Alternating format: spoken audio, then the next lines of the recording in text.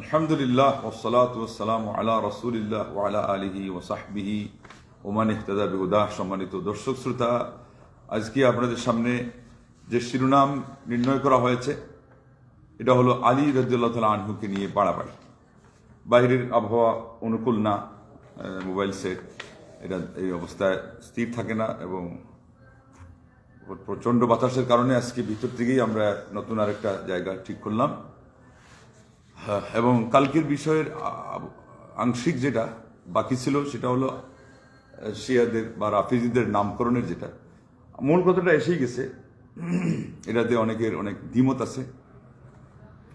সবচেয়ে শক্তিশালী কথা হলো যে তারা কোনো জিনিসকে প্রত্যাখ্যান করার থেকে যেহেতু রাফস শব্দ তার অর্থ আসে এবং রাফিজি অর্থ হলো প্রত্যাখ্যানকারী, তো তারা প্রত্যাখ্যান করেছে বিশেষ করে জয়েদ ইবনে আলী ইবনে হুসাইন রাহিমাহুল্লাহকে, এবং সেখান থেকেই বেশিরভাগ আলিমদের মধ্যে তাদের নামটা রাফিজি রাখা হয়েছে। তিনি তাদেরকে বলেছেন রাফাজ তুমুনি তোমরা আমাকে পরিত্যাগ করলে। এই পরিত্যাগ করা থেকে, এই পরিত্যাগ শব্দের অর্থ তাদের জীবনে এটা বেশি রয়েছে। তারা অনেক কিছুই পরিত্যাগ করেছে, যেমন আপনারা দেখতে পেয়েছেন কোরআন পরিত্যাগ করেছে, শেষে হাদিস পরিত্যাগ করেছে, ইসলাম পরিত্যাগ করেছে, সাহাবায়ে কেরামদেরকে পরিত্যাগ করেছে, সাহাবাদের সম্মানের উপর আঘাত হানা, গালমন্দ করা, ইসলামী অনুশাসন, এগুলো যা কিছু আছে তারা এত বেশি পরিত্যাগ করেছে যে পরিত্যাগের ফিরিস্ট বলতে গেলে দিন শেষ হবে, রাত শেষ হবে, কিন্তু তাদের পরিত্যাগের তালিকা শেষ হবে না। এবার দেখেন তাদের একটা বড় নেচার হলো ওই যে মুনাফিকি, যেটা বলা হয়েছিল সূরা বাকারার মধ্যে আল্লাহ রাব্বুল আলামিন 5টি আয়াত নাজিল করেছেন মুমিনদের ক্ষেত্রে, আর 2টি আয়াত নাজিল করেছেন এগুলো প্রথম থেকে 7 নম্বর আয়াত নাজিল করেছেন কাফিরদের ব্যাপারে। এরপরে 8 নম্বর থেকে একেবারে 20 পর্যন্ত যাবেন, সব 13টি আয়াত, এগুলো সব মুনাফিকদের সম্পর্কে। মুনাফিকদের অবস্থা বড় ভয়াবহ। এই আচরণটা এদের মধ্যে আছে। নবীর সাহাবারা তাদের জবান থেকে নিরাপদ থাকলেন না, তারা সব দোষী, তাদের এই সমস্যা ওই সমস্যা। আচ্ছা, তারপরে কি হয়ে গেল? ওইদিকে ফজিলতের দিক থেকে আলুল বায়তের নাম দিয়ে তারা সবাই একেবারে পরিচ্ছন্ন, তাদের ওখানে আর কোনো কিছু নেই। আলুল বায়তের নামে যারাই আছেন এরা সবাই কি? এরা সবাই পরিচ্ছন্ন, তাদের ওখানে সামান্য কলুষ কালিমা পর্যন্ত নাই। এটার কারণ কি? এটা হলো আরেকটা জিনিস মনে রাখবেন, যেটা একটা এখন পেশা হয়ে গেছে। যেমন ইমাম মেহদি আলাইহিস সালাম রাদিয়াল্লাহু আনহু যেটাই বলেন, ইনাকে নিয়ে একটা পেশা চলতেছে, মানে ইসলামের শত্রুদের একটা এজেন্ডা। ঠিক এখন আলুল বাইত এটা নিয়ে আর একটা এজেন্ডা চলতেছে। আলুল বাইত এবং আলী রাদিয়াল্লাহু তাআলা আনহু, ইনাকে নিয়ে আল্লাহ নবী সাল্লাল্লাহু আলাইহি ওয়াসাল্লামের এত বড় সাহাবী, নবী সাল্লাল্লাহু আলাইহি ওয়াসাল্লামের চাচতো ভাই, ইসলামের দিক থেকে তিনি অনেক অবদান রাখছেন, কিন্তু তারা যেটা করতে চাচ্ছে ওনাকে নিয়ে বাড়াবাড়ি করে প্রথম খলিফাও যেন ওনার সামনে প্রথম খলিফা না থাকেন। আল্লাহ নবী সাল্লাল্লাহু আলাইহি ওয়াসাল্লামের এত বড় সৎ সাহসী সাহাবী ওমরুল খাত্তাব, তিনিও যেন সেখানে দ্বিতীয় খলিফা না থাকেন। ওসমান রাদিয়াল্লাহু তাআলা যিন্নুরাইন, তিনিও যেন তৃতীয় খলিফা না থাকেন, বরং কেউ না থাকে। আজকে আমি বলবো যেটা তাদের আরো মারাত্মক খবর, এই জন্য আজকে আর ওইদিকে ভূমিকা লম্বা করছি না। সঙ্গে বলতে চাচ্ছি, তারা আলী রাদিয়াল্লাহু তাআলা আনহুকে কেন্দ্র করে কিন্তু তাদের হলো ওলায়াতুল ফকিহ এবং ইমামে জামানের সেই শেকড়, সেটাকে তারা মজবুত করার চেষ্টা করে। যেমন আমাদের সমাজের সুফি ভণ্ডরা আল্লাহ নবী সাল্লাল্লাহু আলাইহি ওয়াসাল্লামকে বাড়াবাড়ি করে, নবীর মোহাব্বত, কিন্তু আসল তাদের চিন্তাটা কি? আসল চিন্তা হলো তাদের হলো ওই আব্দুল কাদের জিলানীর সেই আপনার আধিপত্য মানুষের মনের ভিতরে স্থান দেওয়া। ঠিক তদ্রূপ যাকে তারা বলে, ইনাকে বলে গাউসে আজম, এমনি মুশকিল কুশা, মঈনুদ্দিন চিশতিকে হোক, আরো কাউকে হোক, মুশকিল কুশা মানে বিপদ দূরকারী, গাউসে আজম মানে আর্তনাদে যিনি সাড়া দেন, আর্তনাদে সাড়া দিয়েও এটাও কি করেন? বিপদ দূর করেন। গঞ্জে বখশ মানে একেবারে দাতা বখশ, লা ইলাহা ইল্লাল্লাহ মানে ভান্ডার দেওয়ার মালিক হইলে তো তারপরে তো দিবেন। এগুলো সব ওনার হাতে তুলে দেওয়া, এটা হলো তাদের মূল উদ্দেশ্য। তার মানে শিরিক করা। এক বাক্যে বলতে পারে না যে আমরা আল্লাহ মানি না, নাস্তিক হয়ে যাবে, মানুষ ঘোষণা দিয়ে দিবে। এক বাক্যে বলতে পারে না যে আমরা মক্কার মুশরিকদের মতো মুশরিক, আমরা ভারতের হিন্দুদের মতো হিন্দু, কিন্তু আচরণ যেটা করে এটা হলো আরো মারাত্মক। ওরা হলো 33 কোটি দেবতা, যেখানেই তাদের কল্যাণ দেখে, ভালো দেখে তারা এটাকে দেবতা বানানো শুরু করে দেয়, পূজা দেওয়া শুরু করে দেয়। আর এরা হলো না বাছাই করে এবং সেখানে আপনার যাদেরকে দিয়ে আকিদাটা নষ্ট করা যাবে, মানুষ যাদের নাম শুনলে আর আকিদা থেকে নিষ্কৃতি পাবে না, তাদের সেই মন্দ আকিদা থেকে তাদেরই নাম দিয়ে তারা মানুষকে ফেসিয়ে দেয়। তো যাই হোক, তারা ওলায়াতুল ফকিহ নামে একটা পরিভাষা ব্যবহার করতেছে। এটার অর্থ হলো যিনি হলেন তাদের নেতা, যেমন ইরানে ছিলেন আগে খোমেনি, এরপরে এই ইদানিং ছিল হুমায়ুনি, এখন তার ছেলে। এইটার নেতৃত্ব চলবে সারা পৃথিবী, ভুবন একেবারে ভর, দুনিয়া আখেরাত, আসমান জমিন, একটু পরে দেখবেন আপনারা শুধু আসমান দিয়ে আলাদা করছে, আর না হলে জমিনে এটা দিয়ে দিছে ওই ফকিহকে, ইমামে জামান। এরা কালকেও বলা হয়েছিল বা আগের দিন, তাদের কথা হলো যুগের ইমাম, এবং তাদের কিতাবের হাওয়ালা সহ আরেকদিন বলা হবে। ইনি প্রকাশ্য হন অথবা গোপন হন, প্রত্যেক কালের মানুষকে তাদের যুগের ইমামকে মানতে হবে। এখন যুগের ইমামকে আমাদের তো নবী মানা বাধ্য, আর এরপরে যদি ইসলামী রাষ্ট্র থাকে, ইসলামী স্টেট থাকে, সেই রাষ্ট্রনায়ককে মানতে হবে। আলিম ওলামাদেরকে সম্মান করতে হবে দিনের দিক থেকে। আর কি, তাদের হলো ইমামে জামান, যেটা আমাদের সমাজের ভণ্ড, সবচেয়ে মারাত্মক পর্যায়ের ভণ্ড আপনার দেওয়ানবাগি বলেছিল সে হলো যুগের ইমাম। তো এই কথাগুলো কিন্তু শিয়াদের থেকে এসেছে। এবার শুনেন কিছু ফিরিস্ত।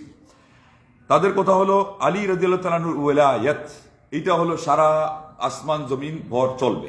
কিভাবে চলবে তার ব্যাখ্যাতে তাদের একজন আলেম একেবারে নেটে এসে বলেছে, এবং এগুলো তাদের কিতাবে তো আসেই আছে, যে আলী রাদিয়াল্লাহু হাতে চন্দ্র, আলী রাদিয়াল্লাহু হাতে সূর্য, আলী রাদিয়াল্লাহু তাআলা আনহুর হাতে পুরা জগৎ, আলী রাদিয়াল্লাহু আনহুর হাতে হলো কিয়ামত দিবস। আজ কিছু বাকি থাকলো আল্লাহর। আলী রাদিয়াল্লাহু তাআলা আনহু হলেন কালিমাতুল্লাহ, ওই যে কোরআনে আসছে কালিমাতুল্লাহ কালিমাতুল্লাহ আলিয়া, মানে যেখানে যেটা পাইছে, হুলাক দেখলেই পুষ্টবিষ, এই ভণ্ডের দল আলী রাদিয়াল্লাহু নামে এই কাজগুলো করছে। এরপরে কি করছে দেখেন, ওনাকে বেজ্জতি পর্যন্ত করছে। দাব্বাতুল আরদ, জমিনের নিচ থেকে একটা প্রাণী কিয়ামতের আগে উঠবে, কিয়ামতের আলামত হিসাবে তারা দাব্বাতুল আরদেরও অনুবাদ করেছে আমার নবীর সাহাবী, এত বড় সাহাবীকে দিয়ে। আপনারা কি এই অনুবাদে রাজি আছেন? আমাকে বলেন। যাদের অন্তরে ইমান আছে, আলী রাদিয়াল্লাহু সম্পর্কে সম্মান আছে, মর্যাদা আছে, তারা এটা বলবেন। শুধু তাই নয়, শেষে বলতে বলতে বলে দিয়েছে যে ইমামুম মুবিন ওয়া কুল্লু শাইইন আহসাইনাহু ফি ইমামিম মুবিন, সুস্পষ্ট দফতর। আল্লাহ পাক সেখানে সব জিনিস সংরক্ষিত করেছেন, তাকদীর, ভাগ্য লিপি। এই ইমামুম মুবিন আলী। তারা মনে করছে ওই যে ইমাম শব্দ আসছে এখানে, নেতা, ব্যাস এখানে পেয়ে গেছে তারা সুযোগ। এরপরে আর তারপরে কি বলতে জানেন, শেষ পর্যন্ত বলতে বলতে বলে দিয়েছে যে মাসি, আল্লাহ পাক লজ্জা করেন, ইন্নাল্লাহ লা ইস্তাহি আন ইয়াদরিবা মাসালাম মা বাউদাতান ফামা ফাওকাহা। আল্লাহ পাক একটা মাছির উদাহরণ দিতে লজ্জা করেন না, মাছির চেয়ে আরো ছোট। এখন এটা কি করলো? এটা তুচ্ছ জিনিসই বুঝাচ্ছেন আল্লাহ পাক। এখন তারা বলছে ওই মাছিও নাকি আমার নবীর সাহাবী আলী রাদিয়াল্লাহু তাআলা আনহু। বলেন। এরপরে ওহুয়াল্লাযী ফিস সামাই ইলাহুন ওয়া ফিল আরদি ইলাহ, আসমানে এক ইলাহ, জমিনে আরেক ইলাহ।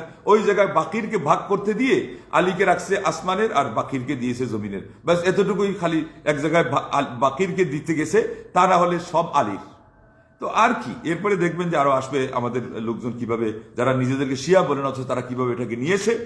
তারপরে বলতে বলতে বলছে যে কোরআন নাজিল হওয়ার 10 বছর আগে আলী রাদিয়াল্লাহু আনহু কোরআন তিনি পড়েছেন, আর তার আয়ু ছিল 3 দিন। যাও রে যাও, এইটা কোন কথা? এইটা কোন আফ্রিকার জঙ্গলের কথা? এটা কোন মানে কি বলবেন আপনি? এটা কোনো বিদ্যার কথা তো না। এটা কোন মানে মূর্খতার কথা? এটা কোন জঙ্গলি কথা? এইটা কোন মানে কি বলবো, অনিয়ম অরাজকতার কথা? এটা কোন মানে বিশৃঙ্খলা সন্ত্রাসের কথা? এটা তথ্য সন্ত্রাসী এবং মানে পাগলপনা, উন্মাদনা, যেটার কোনো থাকে না সীমানা, নাই কোনো ঠায় ঠিকানা।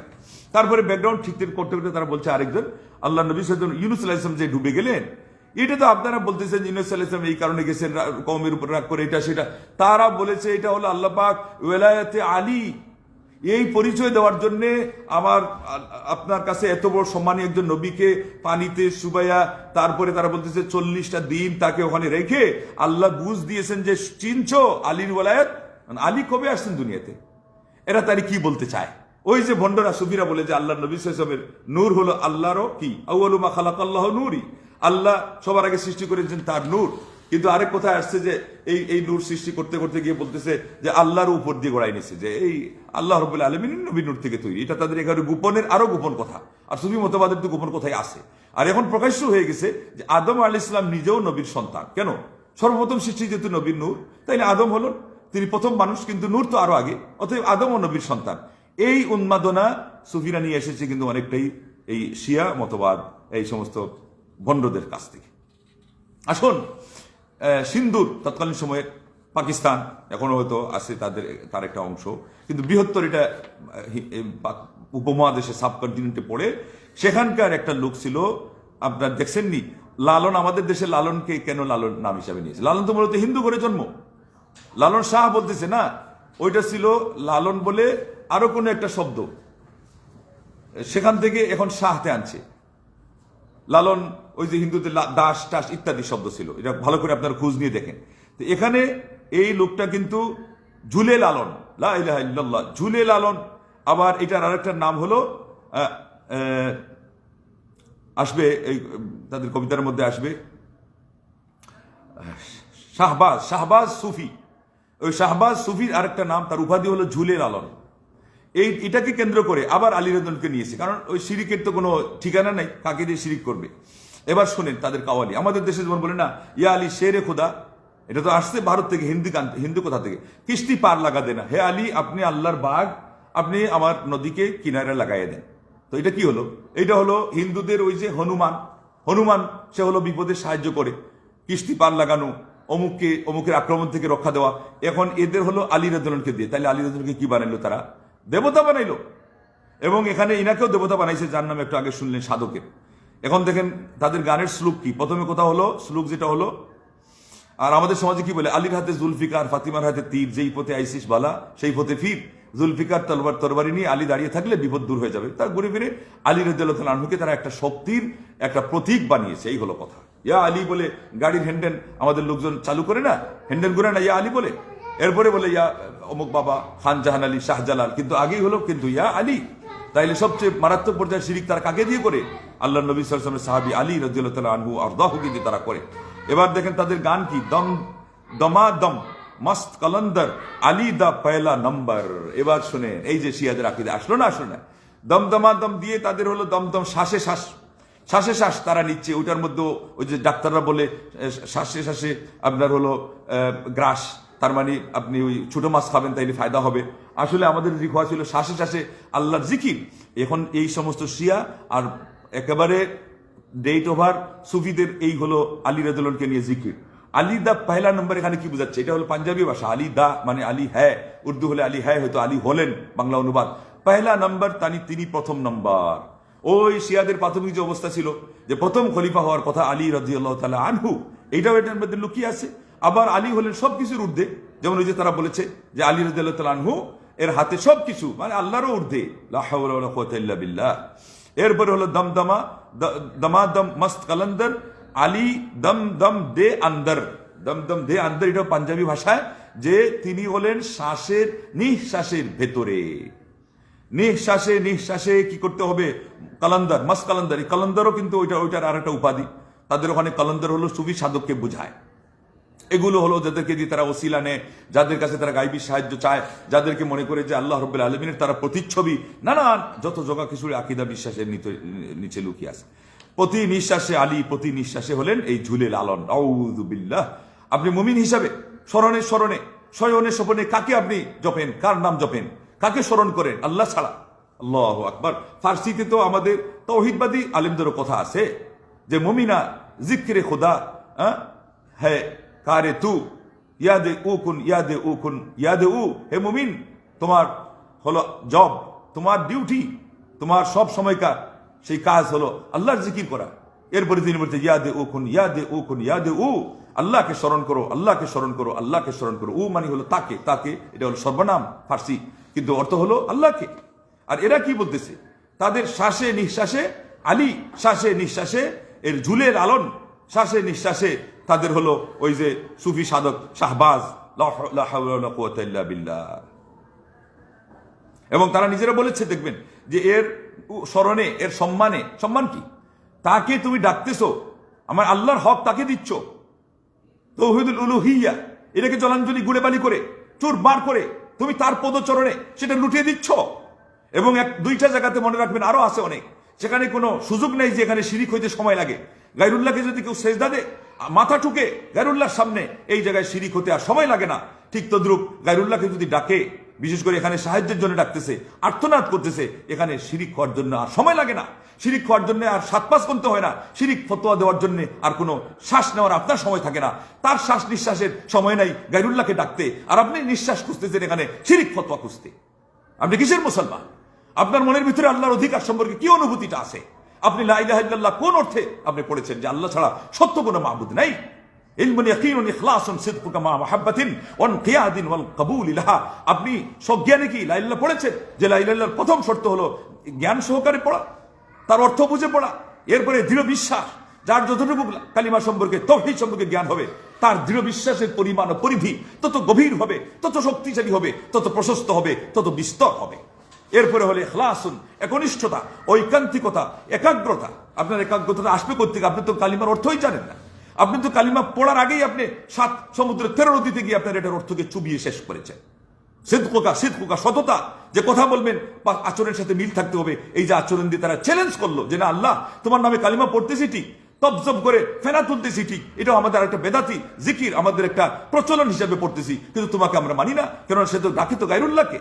সিদকুকা, সততা, মহাব্বা, আমার আল্লাহকে ভালোবাসবে, সাথে নবীকেও ভালোবাসবে, আল্লাহর দিন মনোনীত একক মনোনীত ধন দিন ইসলামকে ভালোবাসবে। No east no west, Islam is the best, Islam is the only one complete code of life. আল্লাহ রাব্বুল আলামিনের কাছে প্রাচ্যে সকাল সন্ধ্যায়, রাতে, দিনে এবং প্রতিটি মুহূর্তে, ক্ষণে ক্ষণে এবং পূর্বে পশ্চিমে, উত্তরে, দক্ষিণে, উপরে, নিচে, ঈশান কোণ আর নৈঋত কোণ আর যা কিছু থাকে, ঊর্ধ্ব লোকে আর নিম্ন জগতে, কোন জায়গাতে আমার আল্লাহর একত্ববাদ ছাড়া, একচ্ছত্র আল্লাহর প্রভুত্ব ছাড়া, আল্লাহ রাব্বুল আলামিন এককভাবে ইবাদতের অধিকারী এই কথাকে বিশ্বাস করা ছাড়া কোনো মানুষের ঈমান অস্তিত্বে আসে না। মুহাব্বতে ওয়ান কিয়াদিন, আনুগত্য। আল্লাহ বলেছেন আমাকে মানতে হবে, মাবুদ আমি একাই, একক মাবুদ মানতে হবে। সমস্ত নবীগণ তারা এসে এটাই বলেছেন মানুষকে, এই স্বীকৃতি দিতে বলেছেন সারা পৃথিবীর সমস্ত মুসলমানকে। একজন মুসলমান ইমানদার হতে গেলে তাকে এই স্বীকৃতি অবশ্যই দিতে হবে যে একচ্ছত্র মালিকানা সারা পৃথিবীর আল্লাহ, এবং একচ্ছত্র ইবাদত পাওয়ার হকদার কেবলই মাত্র আল্লাহ। এই কথা স্বীকার করা ছাড়া সে মুসলমান হতে পারবে না। আর এখানে শ্বাসে নিঃশ্বাসে গায়রুল্লাহকে সব দিয়ে দিচ্ছে, গায়রুল্লাহর কাছে সে আর্তনাদ করছে, গায়রুল্লাহর কাছে সাহায্য চাচ্ছে, গায়রুল্লাহকে সে উলুহিয়ত, রুবুবিয়ত, আসমা ও সিফাত সবকিছু তারা বুঝিয়ে দিচ্ছে। কারণ গৌসুল আজম, মুশকিল কুশা, গৌসুল আজম শব্দটাই তো আরবি, যে সবচেয়ে বড় তিনি হলেন আর্তনাদকারী। মুশকিল কুশা আপনার গঞ্জে বক্স, সবকিছুর দাতা, এই জন্য দাতা বক্স বলে, গঞ্জে বক্স বলে। এরপরে মুসলমানের নাম রাখতে, মুসলমানের সন্তান সুন্নি মুসলমান দাবি করে নাম রাখছে কি জানেন? আলী বক্স, হাসান বক্স, মানে কি হাসানের দান। হাসান যদি এই সন্তান দিয়ে থাকে তাহলে তোমার আল্লাহ হাসান। আলী বক্স মানে আলীর দান, এই সন্তান আলী দিয়েছে, তাইলে এটা আলী তোমার দেবতা। লা হাওলা ওয়ালা কুওয়াতা ইল্লা বিল্লাহ। এমনকি তাদের একজন আশরাফ আলী থানভীর নামটা পর্যন্ত রাখতে গিয়ে বলছে যে তোমার তো ভাই নাম রাখছে বাপ ওই উমরের নামে, এই জন্য তুমি আরেক সন্তান হলে আলী সহ নাম রাখবা, তাইলে সন্তান বাঁচবে। এই জন্য নাকি আশরাফ আলী থানভী বেঁচেছিলেন। এটা ইমদাদুল্লাহ মুহাজির মক্কির কথা, তাদের বইয়ের মধ্যে লেখা কথা। তারা কিভাবে দেওবন্দি ঘরানার আলিমদের মধ্যেও এটা ছড়িয়ে দিয়েছে, অথচ উনাদের খবর নাই। সেই জন্য দেওবন্দি ঘরানার আলিমদেরকেও শিরিক থেকে বাঁচতে গেলে সালাফি ঘরানার আলিমদের আশ্রয় নেওয়া ছাড়া, তাদের ইলমের কাছে নথি স্বীকার করা ছাড়া, তাওহীদবাদীদের কাছে এসে ইলম শিক্ষা করা ছাড়া দেওবন্দি আলিমদেরও কিন্তু কোনো কল্যাণ নাই, তাদের তাওহীদ রক্ষার কোনো উপায় নাই। এরা ছিনিয়ে নিয়েছে। আলী আর উমরের ঝগড়ার সন্তান বাঁচে আর মরে। আল্লাহু আকবার। আমাদের কত লোক ইয়া আলী এগুলো ডাকে, এবং টুপির মধ্যে ইয়া আলী তো আমাদের দেশের মার্কামারা যে সমস্ত বক্তা বেরলভী তরিকার, এদের টুপিতে দেখেন ইয়া আলী লেখা আছে। সেটা চিটাগাঙ্গের হোক, আর ব্রাহ্মণবাড়িয়ার হোক, আর সিলেটেরই হোক, কানাইঘাটেরও হোক, আমি যেখানে আমার জন্মস্থান সেখানেই হোক, আমার মায়ের পেটের ভাই হোক, ইয়া আলী গায়রুল্লাহকে ডাকার মতো কাজ যে করবে, সে লিখিতভাবে কোনো জায়গায় এটাকে নকশি আঁকাবে, অথবা তার মুখে বলবে, তার পরিষ্কার শিরক, তার এই তওবা করা ছাড়া তার জান্নাতে যাওয়ার কোনো স্বপ্নও তোমার অবকাশ নাই, তাকে চিরস্থায়ী জাহান্নামী হওয়া ছাড়া কোনো গত্যন্তর নেই। দেখেন এরপরে তাদের শ্লোকের মধ্যে কে বলেছে, আল্লাহ আল্লাহ আল্লাহ, তুমি জাতিকে বুঝাতে হবে। নামে আলী বেড়া পার লাগা ঝুলে লালন, আউযু বিল্লাহ। আলীর নামে আমার তরি তুমি কিনারায় পৌঁছায় দাও। লা হাওলা ওয়ালা কুওয়াতা ইল্লা বিল্লাহ। ঝুলে লালন, লালনকে বলতেছে। আর ওরা কি বলেছে? ইয়া আলী শেরে খোদা কিস্তি পার লাগা দে না। এই হলো আপনাদের এই আলী রাদিয়াল্লাহু নিয়ে সামান্য ফিহরিস্ত। এগুলো কোথায় হচ্ছে? এগুলো সব মুসলমানদের সমাজে, এবং তাও কি শিয়া না, নিজেদেরকে সুন্নি পরিচয় দেয়। এবার চিন্তা করেন শিয়াদের কি অবস্থা হতে পারে। শিয়ারা তো শয়নে, স্বপনে, মরণে, জাগনে, আপনার সেই ভাষণে, ডুবনে সারাক্ষণ খালি আলী আলী আলী আলী। তাদের আলী ছাড়া কোনো নিস্তার নেই। আবার হুসাইন ছাড়া কোনো নিস্তার নেই। নাউযুবিল্লাহ, ইন্না লিল্লাহ। এই কাজ যদি কেউ আমার নবীকেও দিয়েও করে, জিবরিল ফিরিস্তাকে দিয়েও করে, যিনি ফিরিস্তাদের নেতা বলা হয়, আর আমার নবী তো নবী সাল্লাল্লাহু আলাইহি ওয়াসাল্লাম সকল নবীদের আল্লাহু আকবার সাইয়্যিদুল ওয়ালদ আদম সন্তানের নেতা, এমনকি সাইয়্যিদুল মুরসালিন ও খাতামুন নবিয়্যিন, সকল নবী রাসূলদের আমার নবী যেমন শেষ নবী, ঠিক তাদের তিনি সর্দার, তিনি নেতা। কিন্তু তাকে দিয়েও যদি আপনি শিরিক করেন, আমার আল্লাহর এখানে যদি কাউকে আপনি অধিকার আপনি বুঝাইয়া দেন, আপনি সেই চুকাইয়া দেন, এই হিসাব সারা পৃথিবীর কেউ মানলেও সালাফি ঘরানার কোনো একজন সাধারণ সদস্য মানবে না। এটারই নাম হলো তাওহীদ, এবং এটারই প্রমাণ এই জায়গাতেই সেটে দেওয়া আছে, এটে দেওয়া আছে যে সারা পৃথিবীর মধ্যে পক্ষে তাওহীদ ধারণকারী হলো সালাফি মুসলিম সমাজ জেনারেশন।